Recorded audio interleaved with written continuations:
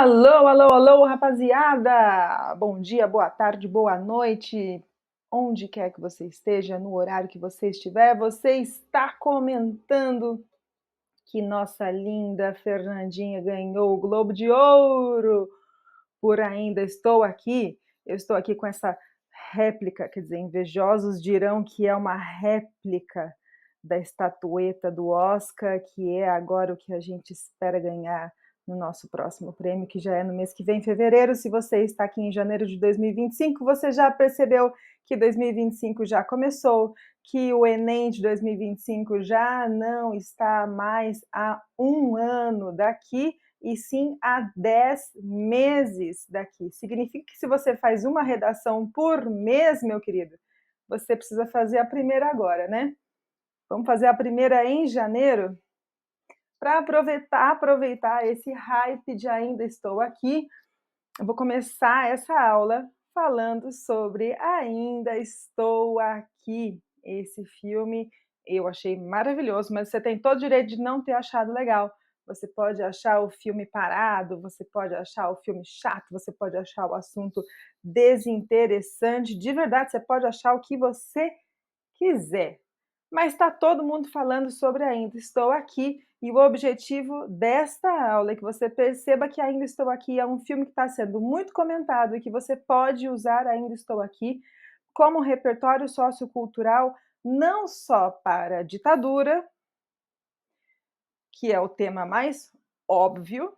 O tema central do filme é a ditadura, é esse regime político autoritário que fez com que a família Paiva tivesse que obrigatoriamente se reconstruir sem a figura paterna de Rubens Paiva, especialmente Eunice Paiva, que é a mãe, reconstrói a sua vida dentro desse regime ditatorial aqui no Brasil. Mas o jogo aqui, a brincadeira com você, é a gente pensar em que outros assuntos, que outros temas, do que mais fala Ainda Estou Aqui, além de ditadura, o que mais aparece nesse filme? E aí essa é a parte da criatividade. Não tem muita criatividade na hora que a gente olha para uma redação nota 1000 e a gente fica imaginando que obrigatoriamente o repertório vai aparecer na primeira parte, no primeiro parágrafo, que os dois argumentos precisam estar previstos neste primeiro parágrafo, dentro dessa estrutura que ela é bem previsível e bem pouco criativa, a estrutura de uma dissertação para o vestibular e mais especificamente para o Enem. Mas existe uma parte dessa estrutura que joga para você a possibilidade de criar, e é aqui que eu entro para te ajudar. Vamos criar? Vamos pensar? Se você viu Ainda Estou Aqui, você viu dentro dessa história sobre ditadura exemplos também de amizade. A história se passa, começando lá no Rio de Janeiro, com algumas famílias amigas. E essas famílias amigas são todas afetadas pelo mesmo regime político. Eu não estou levantando bandeira nenhuma aqui, mas o fato é que dentro dessa história, essas famílias vão se unindo, se entrelaçando, carregando esse piano nas costas para se ajudar. Então elas vão passando por esse problema e por esse período juntas.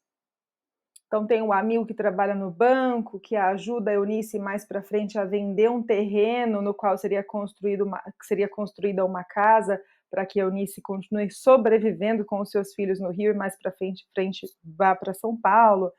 Então, essas famílias se acobertam, se juntam, sobrevivem. Uma das famílias recebe a filha mais velha na Inglaterra para que ela não vá para a faculdade logo de cara e acabe sendo presa, porque é uma preocupação dos pais. Essa amizade, essa relação humana, social, tão forte entre essas famílias, super poderia ser um tema válido para ser mencionado em Ainda Estou Aqui, para além somente do regime ditatorial.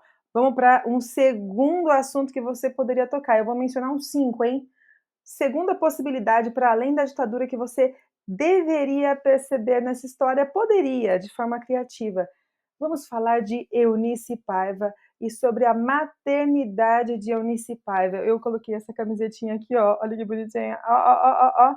Eunice Paiva, forte como uma mãe, se reconstrói para sobreviver e se descobre uma mulher, uma mãe capaz de um monte de coisa que ela nem sabia que ela conseguia fazer. Então ela realmente reaprende a viver do zero, a partir do susto do desaparecimento do marido, e passa a criar esses 5 filhos, reaprendendo, aprendendo e reaprendendo a ser mãe solo, por exemplo, que é um termo recente, mas que ela foi mãe solo lá na década de 70, quando esse desaparecimento aconteceu.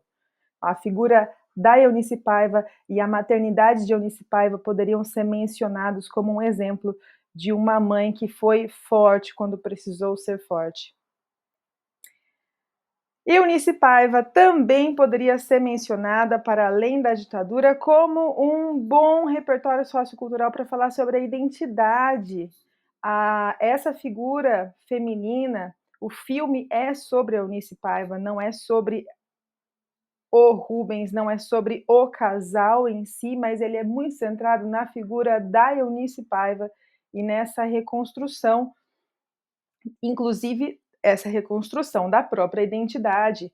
Em algum momento, ela descobre que ela não sabia totalmente quem ela era, e esse olhar para dentro e a mudança que existe nela a partir dessa quebra da história, do sumiço do Rubens, ela olhar para dentro e esse processo de transformação da Eunice durante a história transforma a Eunice em que era tida como uma mulher de boa vida, ali, uma madame em termos populares.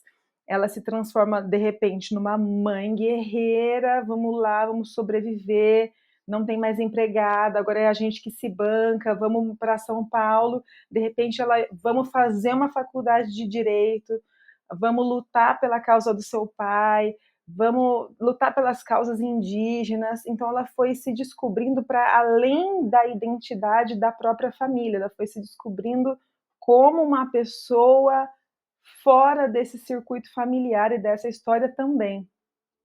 Ótimo repertório também seria uma possibilidade. Vamos criar mais. Vamos falar sobre resiliência, não só da Eunice, mas da família inteira diante desse cenário de dificuldade. Poderia ter desistido, poderia ter se deprimido, como com certeza em muitos momentos se sentiram tristes e deprimidos, mas não desistiram, se adaptaram, lutaram e foram em frente, batalharam.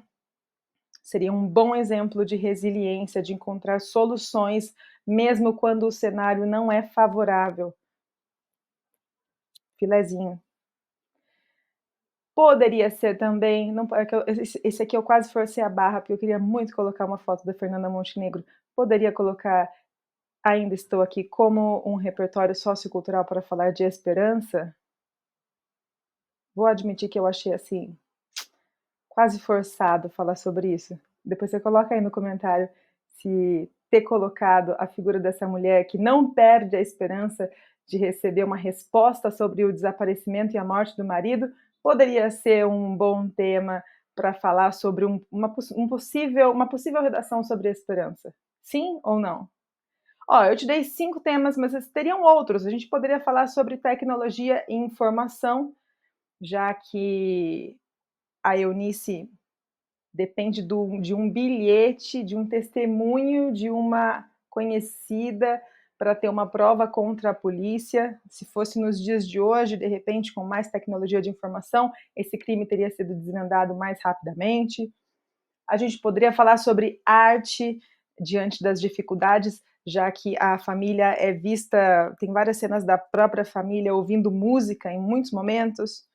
E eu quero que você me ajude a pensar de forma criativa que outros assuntos, que outros temas você consegue enxergar dentro desse filme que foi tão premiado. Ó, não estou perguntando nem se você gostou ou não, hein? Eu gostei, mas tá proibido falar mal desse filme aqui nesses comentários. Só quero que você pense comigo.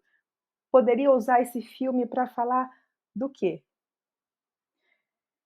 Ah, os últimos 12 últimos temas da redação da FUVEST, se você olhar bem nessa página aí, dá uma olhada.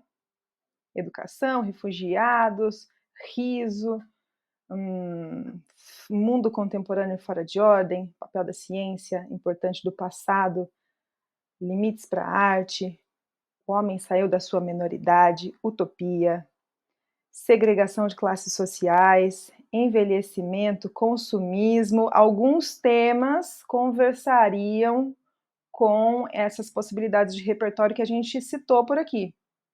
Já no Enem, eu interpreto como menos. Os 12 últimos temas, herança africana, invisibilidade do trabalho de cuidado da mulher, invisibilidade do registro civil, falta de empatia, estigma das doenças mentais, democratização do acesso ao cinema, manipulação do comportamento do usuário pela internet, desafios da formação educacional dos surdos, caminhos para combater a intolerância religiosa, persistência da violência contra a mulher, publicidade infantil, efeitos da implantação da lei seca. Eu entendo que esse filme conversa muito mais com o tipo de redação, de tema de redação que cai na FUVEST, que são temas um pouco mais filosóficos, do que com o tipo de redação que cai no Enem, que são redações mais sociológicas, que levantam problemáticas sociais e não problemáticas filosóficas, certo? Mas eu peguei aqui um tema, vamos supor que a gente estivesse falando sobre a persistência da violência contra a mulher. Vamos supor que a gente está encarando este tema e a gente quer usar Ainda Estou Aqui. Você foi lá, pegou o seu plano de redação. Se você não tem este plano de redação e quer comprar esse plano de redação, o link para chegar nessa aula de como usar o plano de redação vai estar embaixo na descrição do vídeo. Você pode acessar essa aula e este material do plano de redação também. E aí, com base nesse plano de redação e supondo que eu criei a seguinte questão-problema: como diminuir a violência contra a mulher no Brasil, que é a questão-problema mais óbvia. E tudo bem ser óbvia, não precisa ser uma questão-problema super original, porque você precisa pensar numa questão-problema, meu querido, que você consegue responder. Para fazer uma questão-problema que você não sabe uma resposta, mais fácil você fazer uma questão-problema mais tradicional. E eu estou supondo que a minha tese seja combatendo não apenas a violência doméstica, mas abusos financeiros e abandono. E aí eu criei o seguinte parágrafo para introduzir a minha dissertação usando o filme Ainda Estou Aqui como repertório sociocultural. Vou fazer voz de locução de rádio, tá? No filme Ainda Estou Aqui, de 2023, Fernanda Torres dá vida a uma mulher que enfrenta os desafios de reaprender a viver em um mundo marcado pela ditadura política. Essa narrativa, além de abordar questões como solidão e invisibilidade social, pode ser associada a uma realidade alarmante: a vulnerabilidade de mulheres ao violento, muitas vezes negligenciadas por políticas públicas e invisibilizadas pelo senso comum, em diferentes momentos da história enfrentam não apenas violência doméstica, mas também abusos financeiros e abandono. Assim, discutir a persistência da brutalidade contra a mulher no Brasil, considerando suas múltiplas formas e impactos, torna-se essencial para a construção de uma sociedade mais justa e mais inclusiva, Brasil! Os meus argumentos seriam explicar o que são abusos financeiros e meu argumento 2 seria explicar o que é esse abandono. E claro, porque isso é uma violência, assim como uma violência doméstica física, por exemplo. É uma hipótese. A gente poderia usar outras hipóteses. Eu quero que você conte para mim que hipótese, que jogada, que outro assunto, como você trabalharia este tema, como você trabalharia esse filme numa possível redação? A brincadeira é essa. Tudo que você consome é repertório. Transforma esse repertório em conhecimento e se prepara, porque as provas estão aí e você tem repertório. O repertório está em você. Beijos de luz, não usem drogas. A gente se vê na nossa próxima aula. Tchau!